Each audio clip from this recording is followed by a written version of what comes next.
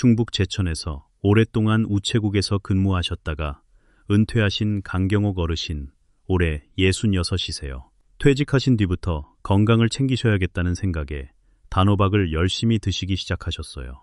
매일 아침마다 단호박을 쪄서 반쪽씩 드셨습니다. TV에서 단호박이 좋다고 했으니까요. 그런데 석 달이 지나고 건강검진을 받으셨는데 공복 혈당이 107에서 거의 변화가 없으셨어요. 눈도 여전히 침침하고 무릎도 그대로였습니다. 분명히 몸에 좋다는 음식을 꾸준히 드셨는데 왜 효과가 미미했을까요? 이유가 있습니다. 그것도 아주 분명한 이유가요. 단호박이 좋다는 건 사실이에요. 하지만 우리가 알고 있던 그 상식에는 결정적으로 빠진 부분이 있었습니다. 그 빠진 부분 때문에 우리 몸이 단호박의 영양소를 제대로 흡수하지 못하고 있었던 거예요. 오늘 그 숨겨진 진실을 낱낱이 알려드리겠습니다. 그리고 단호박의 효과를 몇 배로 끌어올리는 짝꿍 음식들도 함께 말씀드릴게요. 마지막에는 단호박을 절대 드시면 안 되는 분들에 대해서도 솔직하게 말씀드릴 겁니다. 여러분도 혹시 단호박을 드시면서 효과를 잘 못 느끼고 계셨나요? 아니면 단호박이 좋다는 얘기만 듣고 어떻게 먹어야 할지 잘 모르셨나요? 오늘 영상 끝까지 보시면 내일 아침부터 달라지실 거예요. 자, 먼저 단호박이 정말 좋은 음식인지부터 확인해 볼까요? 우리가 단호박이 좋다고 믿게 된 건 충분한 이유가 있어요. 국가표준식품 성분표에 따르면 단호박 100개에 들어있는 베타카로틴은 783마이크로그램입니다. 이게 얼마나 큰 숫자냐면요. 당근 100g에 들어있는 582마이크로그램보다도 많아요. 채소와 과일 중에서 손에 꼽을 만큼 베타카로틴이 풍부한 식품입니다. 베타카로틴이 우리 몸에서 하는 일을 잠깐 설명해 드릴게요. 베타카로틴은 몸 안에 들어오면 비타민 A로 전환됩니다.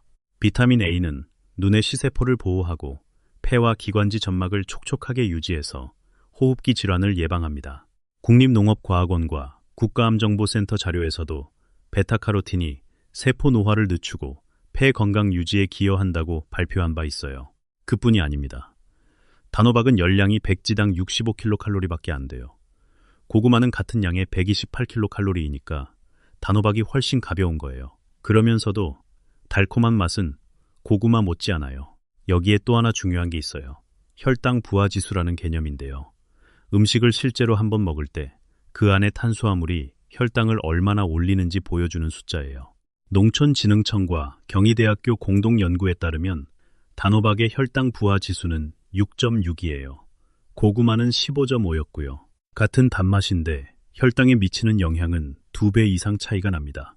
게다가 단호박에는 칼륨이 100g당 419mg이나 들어있어요. 칼륨은 우리 몸속 나트륨을 밖으로 배출하는 역할을 합니다. 짠 음식을 좋아하시는 우리 세대에게 혈압관리 차원에서 아주 중요한 성분이에요. 그리고 단호박에는 메타오닌이라는 성분도 있는데요. 이 성분은 몸속에 쌓인 노폐물과 독성 물질을 배출하는 역할을 합니다. 우리 중에 아침마다 얼굴이 붓는 분들께 도움이 되는 이유가 바로 이거예요. 또 하나, 단호박에 코발트라는 성분이 들어있는데요. 농촌진흥청 자료에 따르면 코발트 성분이 인슐린 분비를 촉진하고 혈당 수치를 낮추는 데 기여한다고 합니다. 이쯤 되면 단호박이 정말 좋은 음식 맞죠? 네, 맞습니다. 여기까지는 우리가 알고 있던 것과 같아요. 그리고 바로 여기서부터가 중요합니다. 많은 분들이 여기까지만 알고 계세요. 단호박이 좋다. 그래서 많이 먹으면 좋다. 이게 우리가 가진 상식이에요. 그런데 이건 반만 맞는 이야기입니다. 이렇게 된 데는 이유가 있어요. TV 건강 프로그램에서 단호박을 소개할 때 대부분 이런 식으로 말합니다. 단호박에 베타카로틴이 풍부하다. 항산화 효과가 있다. 단호박에 베타카로틴이 풍부하다. 혈당에 좋다. 맞는 말이에요. 하지만 어떻게 먹어야 이 영양소가 실제로 우리 몸에 흡수되는지에 대해서는 제대로 알려주지 않았어요. 좀 안타까운 부분인데요. 우리에게 정말 필요한 핵심 정보가 빠져 있었던 겁니다. 자, 그러면 빠져있던 핵심 정보가 뭔지 지금부터 하나씩 알려드리겠습니다. 단호박에서 가장 귀한 성분이 베타카로틴이라고 말씀드렸습니다. 그런데 이 베타카로틴에는 결정적인 특성이 하나 있어요. 지용성이라는 겁니다. 지용성이 뭐냐 하면요. 기름에 녹아야만 우리 몸이 흡수할 수 있다는 뜻이에요. 물에 녹는 비타민C와는 전혀 다릅니다. 이게 왜 이렇게 중요한지 구체적인 숫자로 보여드릴게요. 베타카로틴을 생으로 먹으면 흡수율이 약 10%에 불과합니다. 그런데 기름과 함께 익혀서 먹으면 흡수율이 30에서 50%까지 올라갑니다. 3배에서 5배의 차이예요. 같은 단호박을 먹는데 기름이 있고 없고에 따라 우리 몸이 가져가는 영양소의 양이 이만큼 달라지는 겁니다. 그런데 우리가 단호박을 어떻게 먹어왔는지 한번 생각해 보세요. 대부분 그냥 쪄서 드셨어요. 우리 대부분이 그랬듯이 기름 없이요. 찜기에 올려서 부드럽게 익힌 다음 숟가락으로 떠서 드셨습니다. 맛있었죠. 달콤하고 부드러웠어요. 하지만 그 안에 들어있는 가장 귀한 성분인 베타카로틴의 상당 부분이 그냥 몸 밖으로 빠져나가고 있었던 겁니다. 잠깐, 그게 다가 아니에요. 단호박을 드실 때 껍질은 어떻게 하셨나요? 대부분 깎아내셨을 거예요. 딱딱하고 먹기가 불편하니까요. 그런데 이 껍질을 버리시면 정말 아까운 겁니다. 국내 식품영양연구에서 밝혀진 바에 따르면 호박류를 비롯한 채소들은 껍질 부위에 폴리페놀, 플라보노이드 같은 항산화 성분이 속살보다 더 많이 들어있다고 합니다. 이 항산화 물질들이 하는 일을 쉽게 설명해 드릴게요. 우리 몸 안에는 활성산소라는 것이 있어요. 이 활성산소가 많아지면 세포가 손상되고 면역력이 떨어지고 노화가 빨라져요. 항산화 물질은 이 활성산소를 잡아서 무력화시키는 역할을 합니다. 일종의 세포 보디가드인 거예요. 그리고 껍질에는 팩틴이라는 수용성 식이섬유도 풍부해요. 이 팩틴이 몸에 들어오면 물을 만나 젤처럼 끈적해지는데요. 이렇게 되면 두 가지 좋은 일이 생겨요. 하나는 포만감이 오래 유지돼서 과식을 막아줍니다. 다른 하나는 음식이 소화되는 속도를 늦춰서 혈당 스파이크를 막아줍니다. 혈당 스파이크라는 건 식후에 혈당이 갑자기 확 올랐다가 확 떨어지는 현상인데요. 이게 반복되면 혈관에 손상이 쌓이고 당뇨로 가는 길이 열리는 거예요. 정리하면 이렇습니다. 기름 없이 껍질 깎아내고 그냥 쪄서 먹으면 단호박 영양소의 절반도 제대로 못 쓰고 계셨던 거예요. 좋은 음식을 먹고 있었지만 먹는 방법이 틀렸던 겁니다. 제천의 강경옥 어르신도 바로 이런 경우였어요. 매일 단호박 반쪽을 드셨지만 껍질은 깎아버리시고 기름 한 방울 없이 그냥 쪄서 드셨거든요.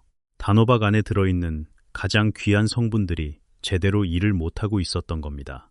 그런데 여기서 한 가지 더 꼭 말씀드려야 할 것이 있어요. 오늘 이 부분이 정말 중요합니다. 단호박이 좋다고 무한정 드셔도 되는 건 아닙니다.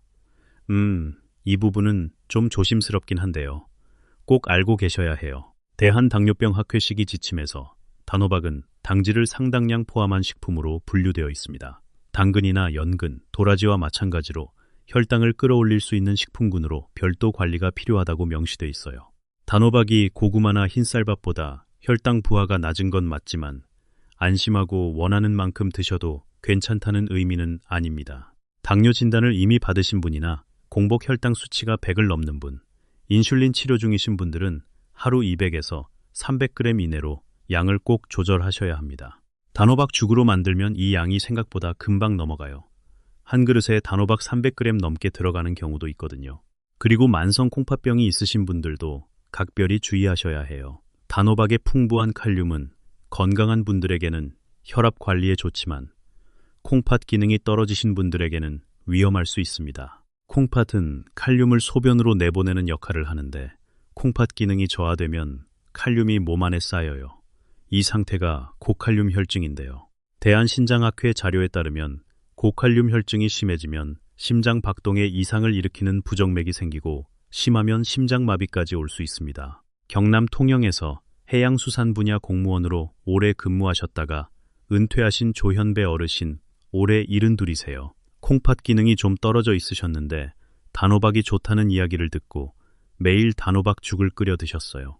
한 달쯤 지나 병원에 가셨더니 혈중 칼륨 수치가 올라가 있었대요. 담당 전문의께서 단호박 포함 고칼륨 식품 섭취량을 조절하라는 지시를 내리셨습니다. 혹시 콩팥 기능이 약하시거나 투석을 받고 계신 분들은 단호박을 드시기 전에 반드시 담당 전문의와 상담하시기 바랍니다. 우리 건강을 위한 음식도 내 몸 상태를 먼저 확인하는 게 우리 모두에게 가장 중요해요. 그리고 한 가지 더요. 흡연을 하시는 분들에게 알려드릴 것이 있어요. 국가암정보센터 자료에 따르면 음식으로 베타카로틴을 섭취하는 건 안전하지만 흡연자가 베타카로틴을 보충제 형태로 과다 섭취하면 오히려 폐 건강에 좋지 않을 수 있다고 합니다. 음식으로 드시는 건 괜찮으니 너무 걱정하지는 마시되 혹시 건강 보조제로 따로 챙겨 드시는 분들은 이 점을 꼭 기억해 주세요. 자, 여기까지 정리해 드릴게요. 단호박이 좋은 음식인 건 맞습니다. 베타카로틴, 칼륨, 메타오닌, 코발트까지 영양이 가득해요. 하지만 기름 없이 먹으면 핵심 영양소 흡수가 10% 수준에 머물고 껍질을 버리면 항산화 물질과 식이섬유를 놓치게 됩니다. 그리고 당뇨나 콩팥 질환이 있으신 분들은 양 조절이 반드시 필요하고요. 그러면 이제부터가 진짜 핵심이에요. 단호박을 어떻게 먹어야 우리 몸이 영양소를 제대로 가져갈 수 있는지 알려드리겠습니다.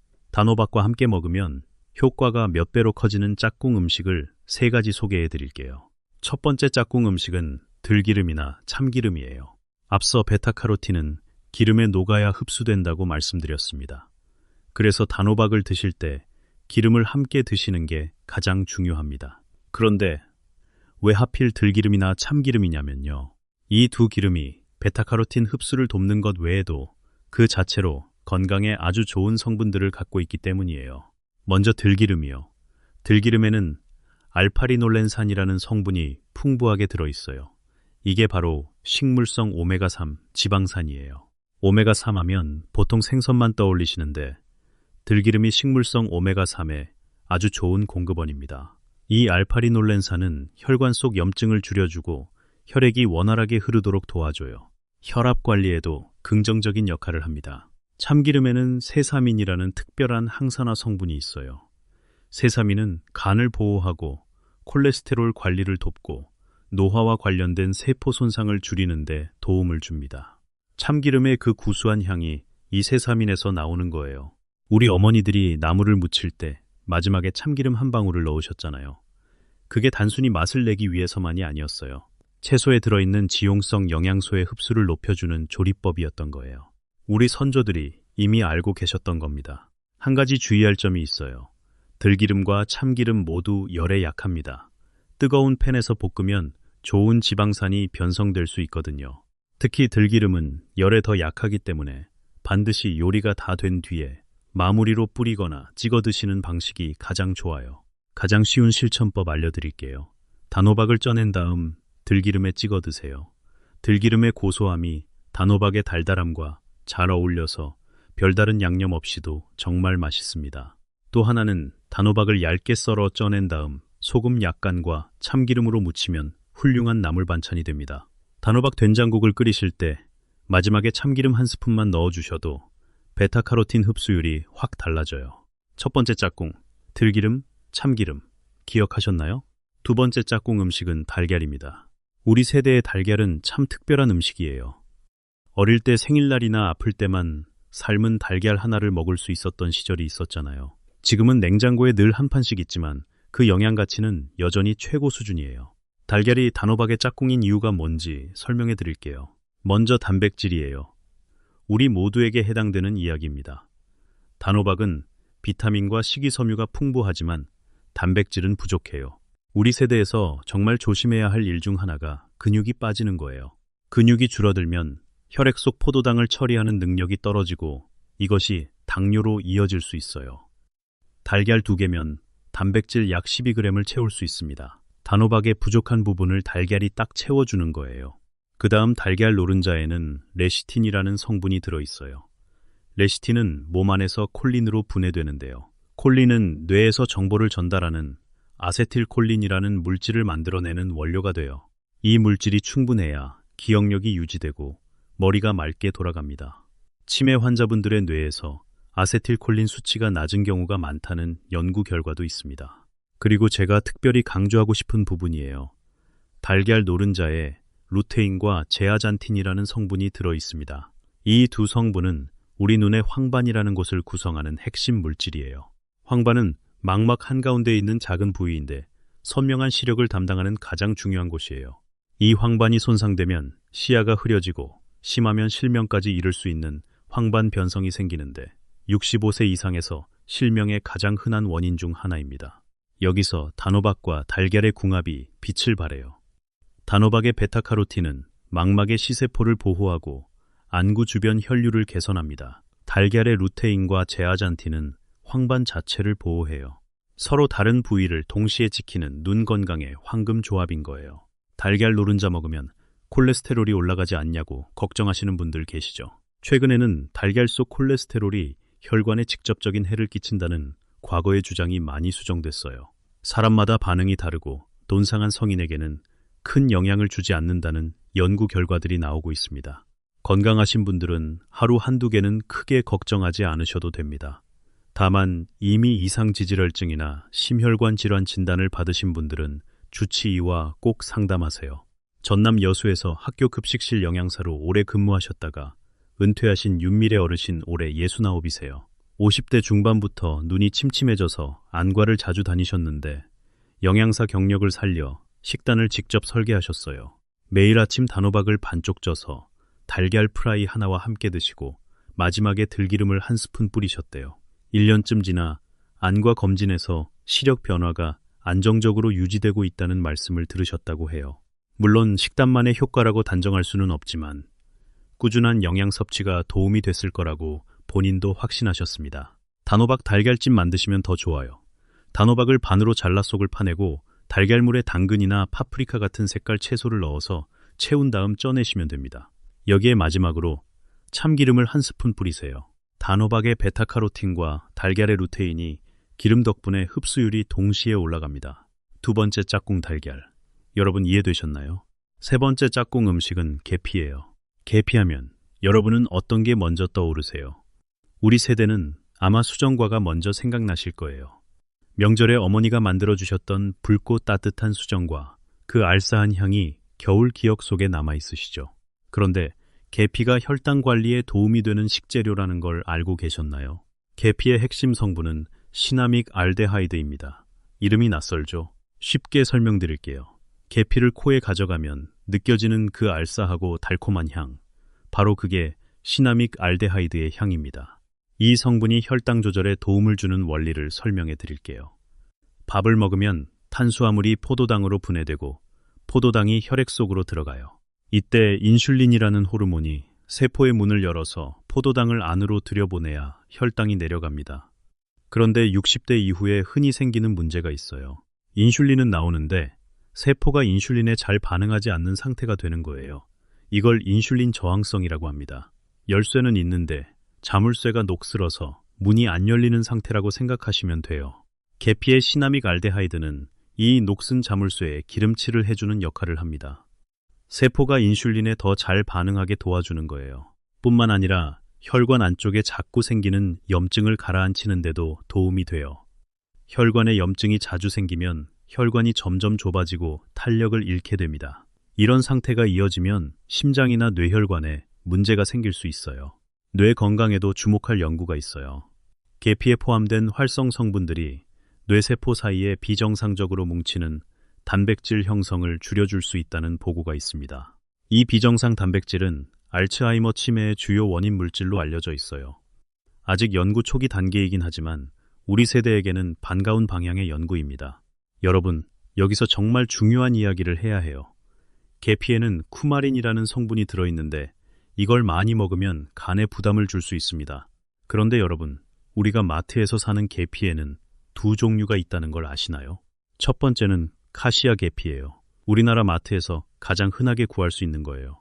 중국이나 베트남에서 생산됩니다. 껍질이 두껍고 향이 강해요. 수정과에 넣는 계피가 바로 이거예요. 두 번째는 실론 시나몬이에요. 스리랑카에서 주로 생산되고 껍질이 얇고 여러 겹으로 되어 있어요. 맛이 좀 더 부드럽고 달콤합니다. 이 두 가지의 결정적인 차이가 바로 쿠마린 함량이에요.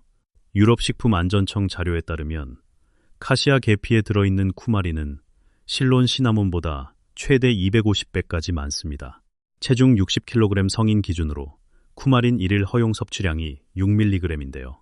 카시아 계피가루 작은 한 스푼이면 이미 이 기준을 넘길 수 있어요. 그러면 어떻게 해야 할까요? 매일 꾸준히 드실 계획이라면 실론 시나몬을 선택하시는 게 간 건강 측면에서 더 안전합니다. 가끔 수정과를 끓여 드시는 정도라면 카시아 계피도 크게 문제되지 않아요. 어떤 계피든 하루 3g을 넘지 않도록 양을 조절하시는 게 좋습니다. 단호박과 계피를 함께 드시는 가장 쉬운 방법은요. 단호박을 쪄낸 다음 위에 계피 가루를 살짝 뿌리는 거예요. 계피의 알싸한 향과 단호박의 달콤함이 우리 입에 정말 잘 맞아요. 따뜻한 물이나 차에 계피 가루를 한 꼬집 넣어 드시는 것도 좋은 방법이에요. 우리 세대가 즐기기 편한 방식이지요. 충남 논산에서 고추 농사를 짓고 계신 배상준 어르신, 올해 63이세요. 농사일을 하시면서 식사가 불규칙해지셨고 50대 후반부터 혈당이 조금씩 올라가셨어요. 부인께서 매일 아침 단호박을 쪄서 계피가루를 뿌리고 들기름에 찍어 드시는 식단을 시작하셨대요. 넉 달쯤 뒤 검진에서 공복 혈당이 안정적으로 유지되고 있다는 결과를 보셨습니다. 물론 식사 전체를 조절하신 덕분이기도 하지만 단호박, 계피, 들기름 세 가지 조합이 아침 혈당 관리에 도움이 됐다고 하셨어요. 세 번째 짝꿍 계피까지 말씀드렸습니다. 여러분, 이제 오늘 영상을 마무리해야 할 시간이에요. 강경옥 어르신 기억하시나요? 처음에 단호박을 드셨는데 효과를 못 느끼셨던 분이요. 어르신은 오늘 우리가 나눈 이야기를 듣고 두 가지를 바꾸셨습니다. 단호박을 껍질째 드시기 시작하셨어요. 그리고 들기름 한 스푼을 곁들이셨어요. 가끔은 달걀 프라이도 함께 드시고 계피가루도 살짝 뿌리신대요. 두 달쯤 지나니 아침에 몸이 한결 가벼워지셨다고 말씀하셨어요. 오늘 핵심을 다시 한번 정리해 드릴게요. 하나, 단호박은 껍질째 드세요. 껍질에 폴리페놀과 펙틴이 들어있어서 항산화와 혈당 스파이크 예방에 도움이 됩니다. 딱딱하면 전자레인지에 2분 돌리시거나 죽을 만들 때 함께 갈아 넣으세요. 둘, 기름 한 스푼은 반드시 함께 드세요. 기름 없이 먹으면 베타카로틴 흡수율이 10%에 머물지만 기름과 함께 드시면 30에서 50%까지 올라갑니다. 들기름이나 참기름을 마무리에 뿌리시면 됩니다. 셋, 달걀과 계피를 함께 드세요.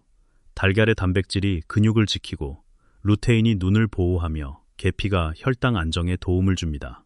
넷, 양 조절은 꼭 하세요. 당뇨가 있으신 분은 하루 200에서 300g 이내, 콩팥이 약하신 분은 반드시 전문의와 상담 후에 드시기 바랍니다. 오늘 영상에서 가장 기억에 남는 것이 있으시다면 댓글로 남겨주세요. 혹시 가족 중에 혈당이 걱정되시거나 눈이 침침하다고 하시는 분이 계시면 이 영상을 함께 보시는 것도 좋겠습니다. 단호박 한 조각, 들기름 한 스푼, 달걀 하나, 계피 한 꼬집. 작은 변화가 우리 몸을 지키는 시작이 됩니다. 우리 모두 내일 아침부터 한번 실천해 보시겠어요? 오늘도 끝까지 함께 해주셔서 고맙습니다. 우리 모두 건강한 하루 보내시고 다음에 또 좋은 이야기로 찾아뵙겠습니다.